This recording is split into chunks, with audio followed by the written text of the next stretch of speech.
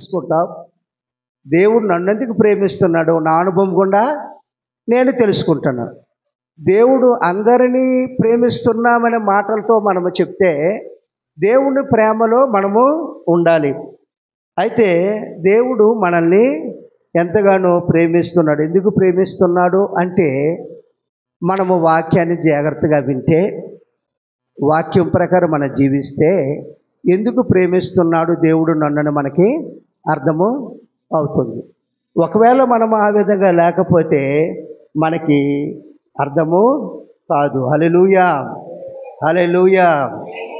అయితే మానవ జీవితము చాలా స్వల్పమైనది, చాలా అల్పమైనది, అంతలో కనబడి అంతలో మాయమైపోతున్న ఆవిరి వంటి ఈ జీవితాన్ని దేవుడు ఏమి చేస్తున్నాడంటే ఆశీర్వదించి జీవజలపు ఊటలను ప్రవహించే ఒక జీవితముగా దేవుడు మనల్ని తయారు చేయడానికైనా ఇష్టపడుతున్నవాడై ఉన్నాడు. హల్లెలూయా. అయితే ఒక తల్లి వస్తుంది. ఆ తల్లి దావీదు బాధల్లో ఉంటాడు. ఏ బాధల్లో ఉంటాడంటే అబ్షాలోము తన యొక్క కుమారుడు చనిపోయాడు కదా. అబ్షాలోము కుమారుడు చనిపోయినప్పుడు ఆ తల్లి అబ్షాలోము కుమారుడు కోసం దావీదు బాధపడుతున్నాడని యోవాబు తెలుసుకొని దావీదు ఏమి చేస్తున్నాడంటే దేవుని యొక్క రాజ్యం పని చేయట్లేదు, పనులు సరిగా చేయలేక దావీదు ఎవరి కోసం విచారిస్తున్నాడంటే చెడ్డ కుమారుడు కొరకు విచారణ చేస్తున్నాడు. ఎవరి కోసం ఆయన బాధపడుతున్నాడు? చెడ్డవాడు కుమారుడు, చెడ్డవాడు అబ్షాలోము. ఆ చెడ్డవాడు చనిపోయాడే అని సంతోషంగా దేవుని యొక్క రాజ్యంపై ఆ ప్రజలపైన రాజ్యభారం లేకుండా ఆయన పని లేకుండా ఎలాగుంటున్నాడంటే చాలా విచారముగా ఉంటున్నాడు. ఉంటున్నప్పుడు యోవాబు ఏమి చేశాడంటే ఈ యొక్క దావీదు మనసుని పక్కకు పెట్టాలి, ఈయన మరలా రాజ్యభారం మీదకి రావాలి, దేవుని యొక్క ప్రణాళిక తెలుసుకోవాలనే ఉద్దేశం వల్ల ఈ యోవాబు ఏమి చేశాడంటే ఒక యుక్తి కలిగిన స్త్రీని దావీదు దగ్గరికి పంపిస్తాడు. ఆ యుక్తి కలిగిన స్త్రీని దావీదు దగ్గర పంపించినప్పుడు ఆ యుక్తి కలిగిన స్త్రీ దావీదుతో ఏమంటుంది అంటే, నాయనా ఇదిగో అందరూ ఈ విధంగా పోవలసిన మార్గాల్లో పోతూ ఉన్నాము కదా, నాయనా నువ్వేమిటి ఈ బాధల్లో ఉంటున్నావు, ఇబ్బందుల్లో ఉంటున్నావు, ఇదిగో నువ్వు పట్టించుకోవట్లేదు అని ఇండైరెక్ట్గా దావీదుతో మాట్లాడుతూ ఆమెకు మాట చెబుతుంది. ఏమైనా మాట చెప్తుందంటే చూడండి, 2వ సమూయేలు గ్రంథము 14వ అధ్యాయము నేను 14వ వచనాన్ని నేను చదువుతూ ఉన్నాను. మనమందరము చనిపోదుము కదా, నేలను ఒలికిన మీదట మరలా ఎత్తలేని నీటి వలె ఉన్నాము. హల్లెలూయా, హల్లెలూయా. మనం ఎలా ఉన్నామంట? మనందరము కూడా చనిపోతున్నాం. మనము నీరు ఏటి మీద వేస్తాము? నేల మీద మనము నీరును వేస్తాము. నీరును మనం ఎవరమైనా ఎత్తగలమా? ఎత్తుతామా? ఎవరి తరము కాదు. ఏ వస్తువైనా నేల మీద పడిపోతే ఏ వస్తువైనా మనం ఎత్తగలము. నూనె పడిపోతే ఎత్తగలము, నూనెను కాకపోతే తీయగలము, ఏదైనా మనము చేయగలం. కానీ నీరు మాత్రం నేల మీద పడిపోతే మనము తిరిగి ఎత్తలేము. కనుక మన యొక్క స్వభావం ఎలాగుంటుంది అంటే, మానవ యొక్క జీవితం ఎలాగుంటుంది అంటే నేలను ఒలికిన నీటిని మరలా ఎత్తలేని స్థితిలో మనిషి అనేవాడు ఉన్నాడు. హల్లెలూయా, హల్లెలూయా. అయితే ఈ స్థితిలో ఉన్న మనిషిని దేవుడు ఏం చేస్తాడంటే ప్రేమిస్తున్నాడు. ఎలా ప్రేమిస్తున్నాడు అంటే ఆయన అంటాడు, దుర్మార్గుడు తన దుర్మార్గత వలన చనిపోవటం నాకు ఇష్టము లేదు. చూడండి, యేసుకేలుకు రాసిన గ్రంథము 33వ అధ్యాయము 11వ వచనాన్ని మనం చదువుదాం. యేసుకేలుకు రాసిన కాగా వారితో ఇట్లనుము, నా జీవముతోడు దుర్మార్గుడు మరణము నొందుట వలన, దుర్మార్గుడు మరణము నొందుట వలన నాకు సంతోషము లేదు. దుర్మార్గుడు తన దుర్మార్గత నుండి మరలి బ్రతుకుట వలన, హల్లెలూయా. దేవుడి యొక్క చిత్తం ఏమిటి అంటే దుర్మార్గుడు తన దుర్మార్గత వలన మరణం పొందుట దేవునికి ఇష్టము లేదు. మనకి దేవుడు ఈ జీవితాన్ని ఇచ్చాడు అంటే నువ్వు భక్తి పర్రాలవని కాదు, నువ్వు ప్రార్థనా పర్రాలవని కాదు, ఇంకొక దానికని కాదు. ఎందుకో నీవంటే దేవునికి ఇష్టం, ఎందుకో నువ్వంటే దేవునికి ప్రేమ. అది ఏమిటి అంటే నీ దుర్మార్గత వలన ఆయన ఎదుట ఉంటే ఆయనకి ఏమాత్రం కూడా ఇష్టం అనేది ఉండదు. నీ దుర్మార్గతను విడిచిపెట్టి ఆయన దగ్గరకు రావడమే ఆయనకు చాలా ఇష్టం. ఈ రోజుల్లో మనము చూస్తే క్రైస్తవ జీవితము అంటే ఎలా అయిపోయిందంటే తిండి జీవితం అయిపోయింది. ఏ జీవితము? క్రిస్మస్ అంటే తిండి తినాలి, డబ్బులు ఎత్తుకోవడం తినడమే కానీ నా హృదయాన్ని దేవునికి ఇస్తానని ఏమాత్రం కూడా ప్రజలకి, విశ్వాసాలకి లేదు. న్యూ ఇయర్ అంటే డబ్బులు ఎత్తుకోవాలి, ఇదిగో తిండి తినడమే కానీ, తినాలి తాగాలే కానీ ఇదిగో నా జీవితం దేవునికి ఇస్తాను అనుకున్న వారు ఎవరు కూడా లేరు. దేనికి ఇప్పుడు ప్రయారిటీ ఇస్తున్నారు అంటే లోకం ఎలాగో ఆ ప్రయారిటీ లోకానికి ఉంటుంది. లోకము కాదు, మనము లోకం నుండి వేరుపరచబడి ఉన్నాము. మనకు ప్రయారిటీ ఏ విధంగా ఉండాలంటే మన ప్రయారిటీ ఏ విధంగా ఉండాలో దేవుని యొక్క వాక్యమే మనము చూద్దాం. ఏమిటి చూద్దామంటే ఇదిగో దుర్మార్గుడు దుర్మార్గతను విడిచి ఆయన దగ్గరికి వస్తేనే ఆయనకి సంతోషము, కానీ దుర్మార్గుడికి దుర్మార్గతలో నుండి చనిపోవడం దేవునికి ఇష్టము లేదు. కాబట్టి దేవుడు ఎవరితో మాట్లాడుతున్నాడు అంటే ఈ దినము ఈ సంఘంతో మాట్లాడుతున్నాడు. ఈ దినము అప్పుడు నినివే పట్టణస్థులతో దేవుడు మాట్లాడాడు. నినివే పట్టణస్థుల యొక్క పాపము బహు ఘోరముగా ఉంటున్నది. ఆ ఘోరం ఏమిటి? దేవుడు భరించలేనంత పాపముగా ఉంటుంది ఆ పట్టణస్థుల యొక్క పాపం. ఏ విధంగా వారి తలంపులలో పాపం, వారి ఆలోచనలో పాపం, వారి సొంత ఆలోచనలు కడిగి చెడు మార్గాలు వారు దృష్టిలో పెట్టుకుంటున్నారు. ఈ రోజుల్లో కూడా ఇక్కడ ఉండే ఎవడ బిడ్డలైనా, ఈ రోజున ఇక్కడ ఉంటున్న ఎవడ స్త్రీలైనా, ఈ రోజుల్లో ఉంటున్న ఇక్కడ ఎవడ తల్లిలైనా, ఎవరైనా కానీ ఏ విధంగా ఉంటున్నాడు? దేవుని యొక్క సన్నిధికి రాకుండా దేవునికి దూరం అయిపోయి వారి సొంత ఆలోచనలో పెట్టుకొని దేవునికి దూరముగా ఉండడం చూస్తున్నాం. వారిలో అభివృద్ధి లేదు, మానసిక అభివృద్ధి లేదు, శారీరక అభివృద్ధి లేదు, వారికి విద్య లేదు, వైజ్ఞానము లేదు, వివేకము లేదు, ఆలోచన లేని ప్రజలుగా ఉంటున్నారు. తల్లిదండ్రులు బాధపడుతున్న ప్రజలుగా ఉంటున్నారు. తల్లిదండ్రులు బాధపడుతున్న సంఘముగా ఉంటున్నది. తల్లిదండ్రులు బాధపడుతున్న మరి ఎవరి బిడలుగా ఉంటున్నారు. అయితే అక్కడ కూడా ఏ విధంగా ఉంటుంది? నినివే ప్రజలు దేవుణ్ణి బాధ పెట్టిన వారుగా ఉంటున్నారు. వారు ఏ విధంగా ఉంటున్నారంటే ఆ నినివే ప్రజలు వారి యొక్క ఆలోచనలో పాపము, వారి యొక్క తప్పిదాల్లో పాపముగా ఉంటుంది. వెంటనే దేవుడు ఏమి చేశాడంటే తన యొక్క వార్తను పంపించాడు, ఆయన వాక్కును పంపించాడు. ఇంకా వేరే విధంగా దేవునికి ప్రత్యక్షమై మాట్లాడడం అవసరం లేదు. ఏ విధంగా దేవునితో కళ్ళగోడు ద్వారా రానవసరం లేదు. దేవుడు నీకు వాక్కు ద్వారా మాట్లాడతాడు. ఎందుకంటే నువ్వు సరిదిద్దుకో. నీకు ఇచ్చిన ఈ ఆయుష్ని, నీకు ఇచ్చిన ఆరోగ్యాన్ని, నీకు ఇచ్చిన ఉన్నత స్థితిని నువ్వు సరిదిద్దుకో. నువ్వు సరిదిద్దుకుంటే నువ్వు కాపాడబడతావు. నువ్వు సరిదిద్దుకోపోతే నువ్వు కాపాడబడలేవని దేవుడు తన యొక్క వాక్కును పంపిస్తాడు. వాక్కును పంపించి నిన్ను సరిదిద్దుతాడు. వాక్కును పంపించి నీ జీవితాన్ని మరణాన్ని కట్టాలనుకుంటున్నాడు. ఆ వాక్కుని నువ్వు తృణీకరిస్తే నీ జీవితం శూన్యం. ఆ వాక్యాన్ని నీ హృదయంలో భద్రం చేసుకోకపోతే నీ జీవితం నాశనం అయిపోద్ది. కాబట్టి దేవుడు నినివే పట్ట ప్రజలతో మాట్లాడమని ఆయన యోనాను పంపిస్తాడు. యోనా వెళ్తాడు. ఎందుకంటే ఆ నినివే పట్టణస్థుల యొక్క పాపం చాలా ఘోరముగా దేవుడి దగ్గరికి వెళ్ళింది. ఆ పట్టణస్థులు ఎలాగ ఉన్నారంటే శిక్షకి అర్హులుగా ఉంటున్నారు. కానీ దేవుని యొక్క వాక్యం సెలవిస్తుంది. ఏమని సెలవిస్తుందంటే ఆ పట్టణస్థులందరూ చనిపోవడం, ఆ పట్టణస్థులందరూ నాశనం అవడం ఆయనకి ఇష్టం లేదు. వారు బాగా ఉండాలి, దేవుణ్ణి తెలుసుకోవాలి, వారు ఆరోగ్యకరంగా ఉండాలి, వారు ఆశీర్వాదకరంగా ఉండాలి, దేవుణ్ణి నోరారా స్తుతించిన వారుగా ఉండాలి. దేవుడు నిన్ను ఆశీర్వదిస్తే, దేవుడు నిన్ను హెచ్చిస్తే నీ హృదయం ఆయన స్తుతిస్తుంది, నీ నాలుక ఆయన స్తుతిస్తుంది, నీ నోరు ఆయన స్తుతిస్తుంది. నువ్వు ఎంత కష్టంలో ఉంటున్నా నువ్వు హృదయం ఎవరితో ఉంటుందంటే దేవుడితోనే ఉంటుంది నీ హృదయం. హల్లెలూయా, హల్లెలూయా. అయితే ఏమవుతుంది అంటే ఇక్కడ ఈ నినివే పట్టణస్థులకి ఈ సువార్త అందింది. ఈ సువార్త అందినప్పుడు ఆ పట్టణస్థులు ఏమి చేశారంటే వారు గొప్ప మార్పు చెందారు. చూడండి, యెహెజ్కేలుకు రాసిన పత్రిక, యెహెజ్కేలుకు రాసిన గ్రంథం 18:31 మనము చూసినట్లయితే యెహెజ్కేలు 18:31 మీరు జరిగించిన అక్రమ క్రియలన్నిటినీ విడిచి నూతన హృదయమును నూతన బుద్ధియు తెచ్చుకోవాలి. ఎలా మనకి నూతన హృదయం వస్తుంది? ఎలా మనకి నూతన సంవత్సరం వస్తుంది, ఎలా ఈ నూతన ఆనందం వస్తుందంటే మనము జరిగించిన ఏమి విడిచిపెట్టాలి? గట్టిగా చెప్పాలి. ఏమి విడిచిపెట్టాలి? గట్టిగా అందరూ చెప్పాలి. మనము జరిగించిన ఏమి విడిచిపెట్టాలి? అక్రమ క్రియలన్నిటినీ విడిచిపెడితే నీకేమొస్తుంది? అప్పుడు నూతన బుద్ధి వస్తుంది. ఏమొస్తుంది నీకు? నూతన హృదయం వస్తుంది. ఇదిగో నీ అక్రమం ఉంటుండగా నాకు నూతనము కావాలయ్యా అంటే ఒప్పుకుంటావా?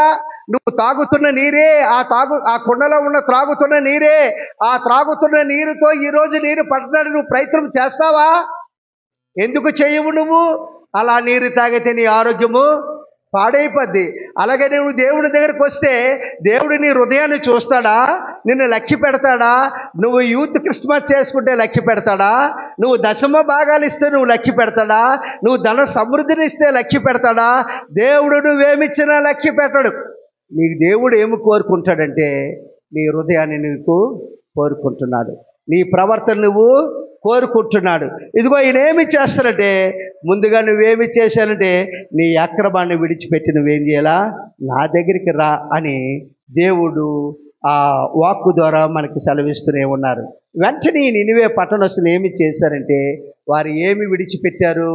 వారు ఏదైతే దేవుని దృష్టికి వ్యతిరేకంగా వారు ప్రవర్తించి దేవుని ఎదుట ఘోరమైన పాపులుగా వారు నిర్ణయించారో, వారికి ఆ తీర్పులోనికి వెళ్ళారు.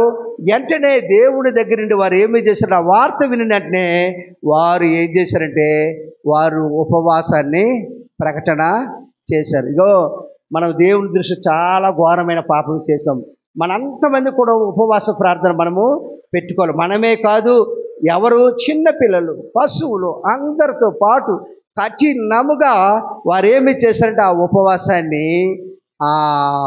మరి వారు పాటించి దేవుని యొక్క కనికరాన్ని వారు పొందుకున్నారు. హల్లెలూయా, హల్లెలూయా. సో నువ్వెలాగున్నావు? ఈరోజు క్రిస్మస్ ఆరాధన అంట, ఇది ఆ నూతన సంవత్సరం ఆరాధన అంటున్నావు. నీవు ఎలాగా దేవుని దగ్గరికి సిద్ధపడి వచ్చావు? నూతన వస్త్రాలతో దేవుని దగ్గరికి వస్తే దేవుడు ఏమైనా మనుషుడా నీ చీర బాగుంది, నీ టక్క బాగుంది అనడానికి?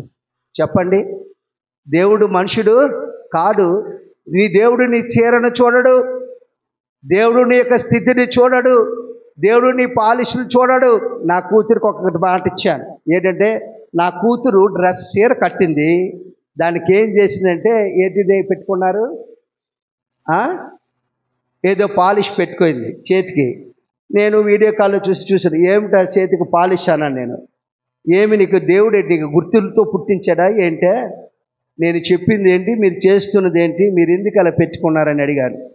ఇదిగో మీరు అలా పెట్టుకూడదు. దేవుని పిల్లలకి ఫిజికలీ ఐడెంటిఫికేషన్, స్పిరిచువలీ ఐడెంటిఫికేషన్, ఈ రెండు కూడా దేవుని పిల్లలకి ఉండాలి. ఈ రెండు దేవుని పిల్లలకి ఏముండాలంటే ఫిజికలీ ఐడెంటిఫికేషన్, నీ శరీర ఆకృతిని చూసి వీడి దేవుని బిడ్డే అనే.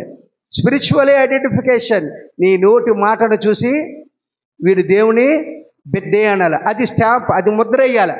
దేన్ని మనం గుర్తించాలి?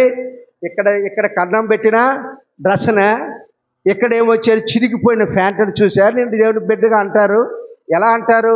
ఇక్కడ ఖాళీ, ఇక్కడ ఖాళీ, ఇక్కడ ఖాళీ, అక్కడ ఖాళీ. డ్రెస్సులన్నీ కూడా ఇప్పుడు ఎలా ఉంటున్నామంటే అన్ని చోట్ల ఖాళీలుగా ఉన్నాయి, డ్రెస్సులే ఉంటున్నాయి.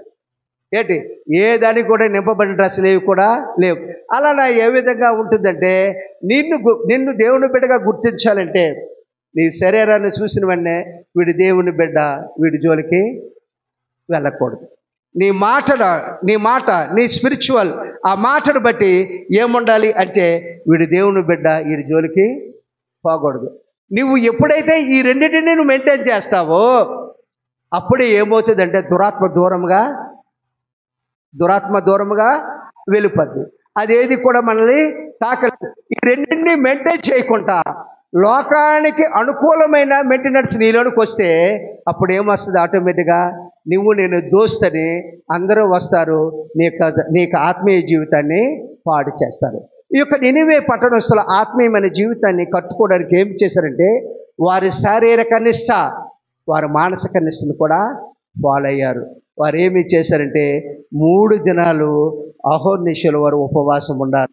ఉపవాసం ఉంటే దేవుడు అంటాడు యోనాతో ఏమంటాడంటే, ఈ ప్రజలు ఏమి తెలియని ప్రజలంట. ఈ ప్రజలు చూడండి, యోనా గ్రంథం మనం చూస్తే లాస్ట్ వచనాలను మనం చూద్దాం. ఈ నినివే వారు తమ చెడు నడతలను మానుకొనగా వారు చేయుచున్న క్రియలను, నీ చెడుతనం మానిస్తే నీ క్రియలు ఎలాగుంటాయి? మంచి క్రియలు వస్తాయి. మంచి క్రియలు వచ్చినప్పుడు ఏం చేస్తాడు దేవుడు చూసి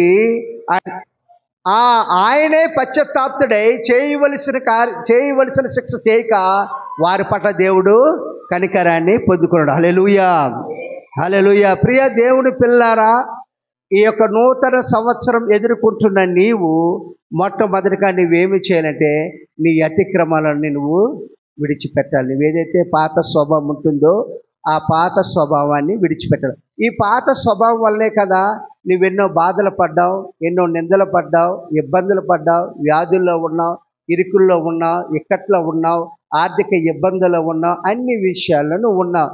ఇదిగో అప్పుల వాడు మన ఇంటికి వచ్చి మనకు తలుపు కొట్టినప్పుడు భయముతో ఇల్లు తలుపులు వేసి కూడా పారిపోయిన స్థితిలోనే ఉన్నావు.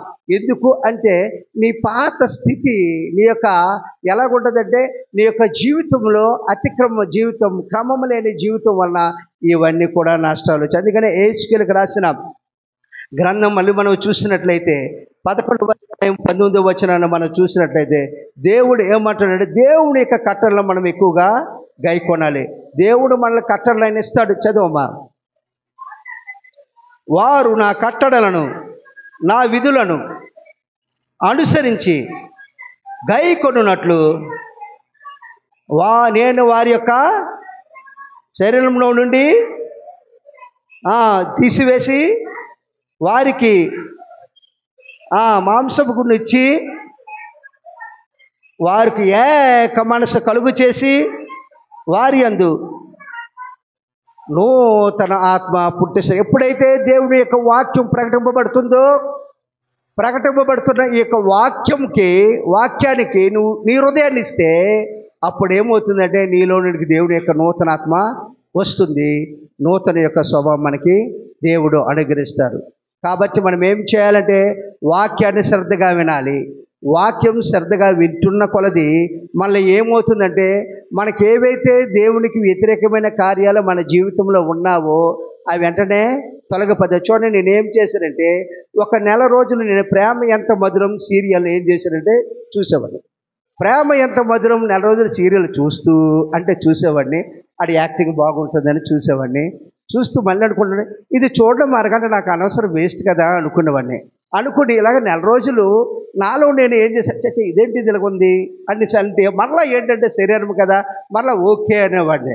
అంటే లాస్ట్కి ఏం చేశానంటే ఇదేంటిది నా జీవితం ఇలాగైపోతుంది, దిక్కుమాలి జీవితంలో తయారవుతుంది, లాభం లేదనేసి G5 యాప్ నా యొక్క మొబైల్ నుండి రిమూవ్ చేశాను.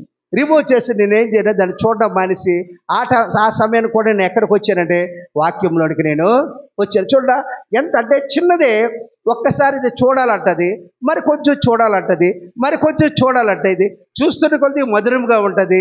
అది తొదక ఏం చేస్తానంటే నిన్ను జిగటగల ఊబులోనికి నెట్టేస్తుంది.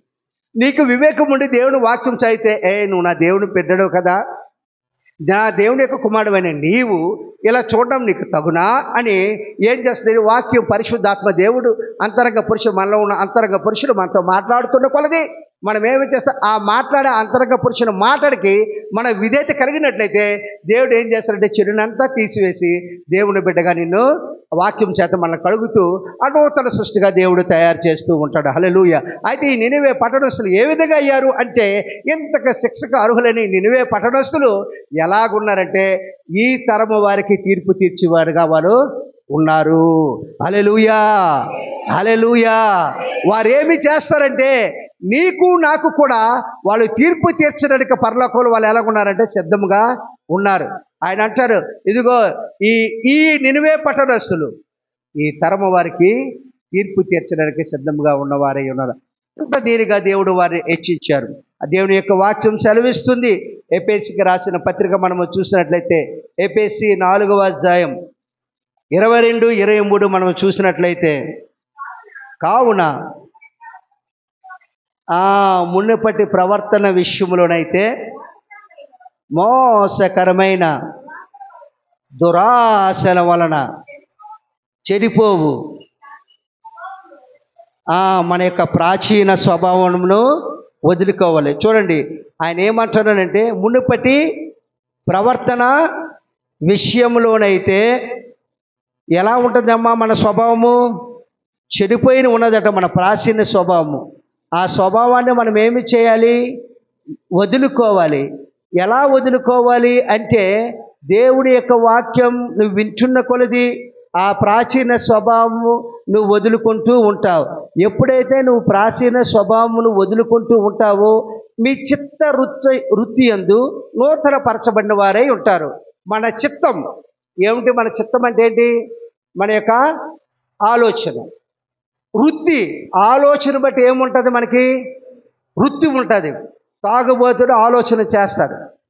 ఉదయం లేచిన వెంటనే ఎక్కడికి వెళ్తాడంటే, ఎక్కడికి వెళ్తాడు? లేచిన వెంటనే త్రాగుడు దొరికే మార్గంలోనికే వెళ్తాడు. వాడి వృత్తి ఎక్కడికి వెళ్ళింది? వాడి వృత్తి ఆ మార్గంలోనికే నడిపించింది. ఓకేనా? అయితే ఈ చిత్త వృత్తి ఏమేది? నీ చిత్తం ఏదైతే నువ్వు ఆలోచిస్తావో అది నువ్వు వృత్తిగా మారుతుంది. కాబట్టి మనము ప్రాచీన పురుషుడి యొక్క ఇదిగో గతంలో మనం ఏవైతే ఆలోచించామో ఆ ఆలోచనలన్నీ మనం ఏం చేయాలి? మానుకోవాలి. మానుకొని మనం ఎక్కడికి వెళ్ళాలంటే నవీన స్వభావాన్ని మనము ధరించుకోవాలి.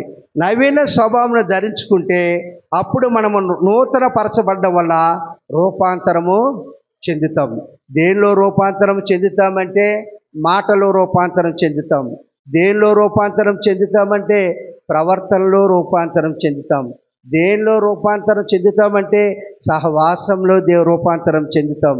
దేనిలో రూపాంతరం చెందుతామంటే దేవుని ప్రజలతోని, ఇక లోక ప్రజలతోని ఏ విధంగా ఏ విధంగా నడుచుకోవాలి, ఏ విధంగా మనము జీవించాలనే ఆ వివేకంతో నువ్వు జీవిస్తూ ఉంటావు. ఈ విధంగా నువ్వు జీవిస్తూ ఉండడం వల్ల దేవుని యొక్క బిడ్డగా ఉంటావు. అప్పుడు దేవుడు ఏం చేస్తాడు? నీ యందు బహు ఇష్టపడినవాడుగా ఉంటాడు. దేవుడే మన యందు ఇష్టపడతారు. ఎవరు ఇష్టపడతారు?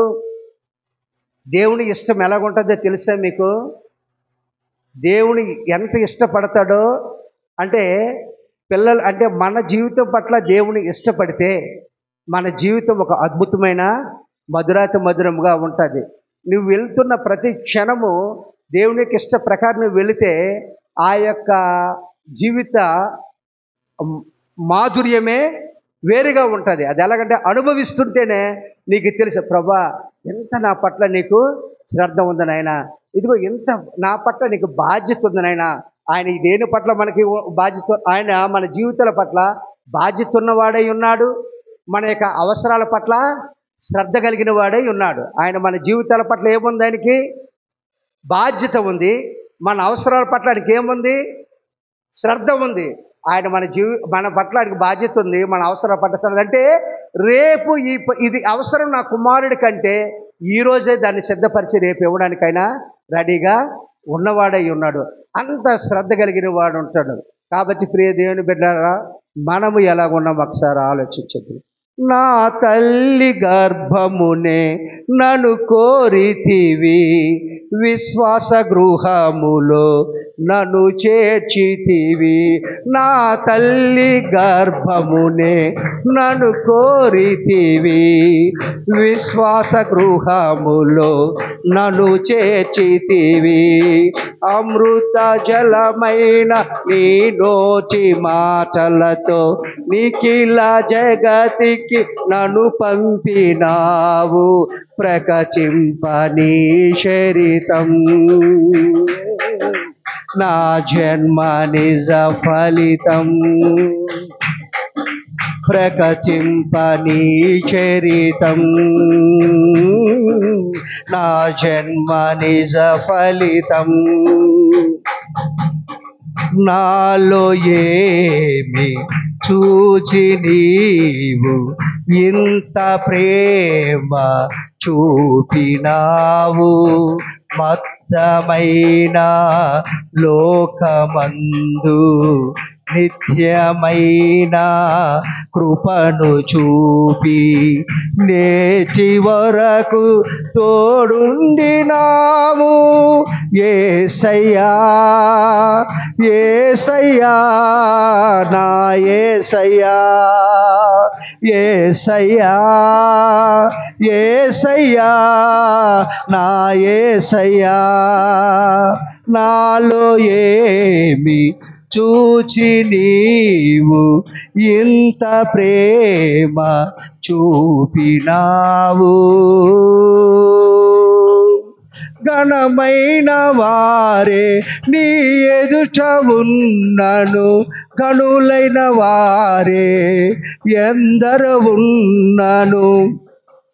ఘనమైన వారే నీ ఎదుటనున్నను, బలమైన వారే ఎందరు ఉన్నను. నన్నిటి కడలిలో శ్రమల సుడులలో నా స్థితిని చూసి నన్ను చేరదీసి మార్చితివి నీ పత్రికగా. కడ వరకు నీ సాక్షిగా మార్చితివి నీ పత్రికగా. కడ వరకు నీ సాక్షిగా.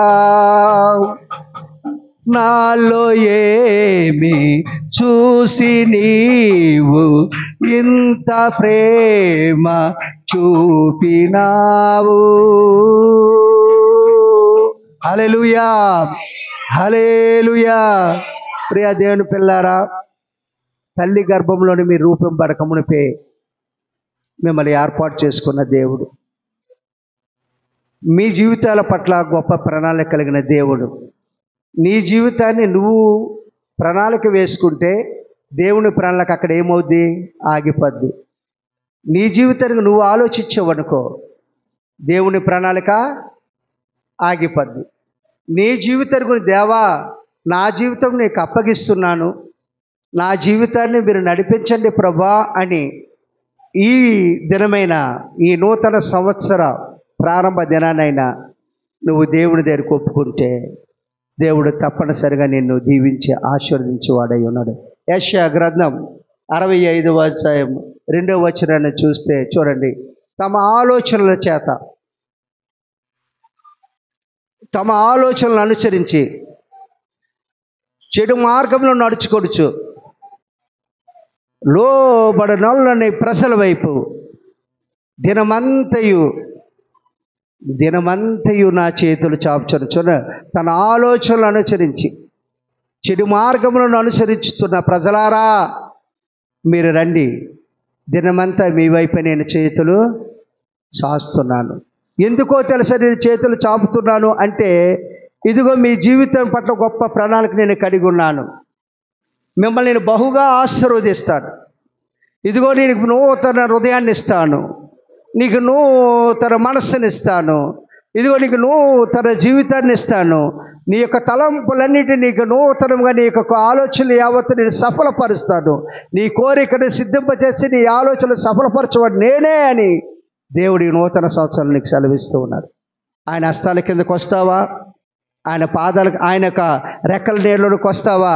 ఒక్కసారి మన కళ్ళు మోద్దాం, ఒక్కసారి ప్రార్థన చేద్దాం. దేవా, ఇదిగో నాయన 2024వ సంవత్సరంలో నేనెన్నో నష్టపోయాను, నేను ఎన్నో ప్రణాళిక వేసుకున్నాను, అవన్నీ నాకు చేతులారా నేను చేజార్చుకున్నాను. ఇదిగో నేను ప్రయత్నం చేయాలనుకున్నాను, ఉద్యోగం కోసం ప్రయత్నం చేయాలనుకున్నాను, ఉద్యోగం లాస్ అయింది నాయనా. ఇదిగో నేను వ్యాపారం చేయాలనుకున్నాను, వ్యాపారంలో నాకు నష్టమైంది నాయనా. ఇదిగో నేను ఈ కార్యాలు తలంచుకున్నాను, నాకైతే ఈ కార్యాలన్నీ ఫెయిల్ అయిపోయాయి ప్రభా. దానికి కారణం ఏమిటి అంటే, నా యొక్క స్వబుద్ధి నేను ఆధారంగా చేసుకొని నేను బ్రతికాను, నా తలంపులు బట్టి నేను నడిచాను నాయన.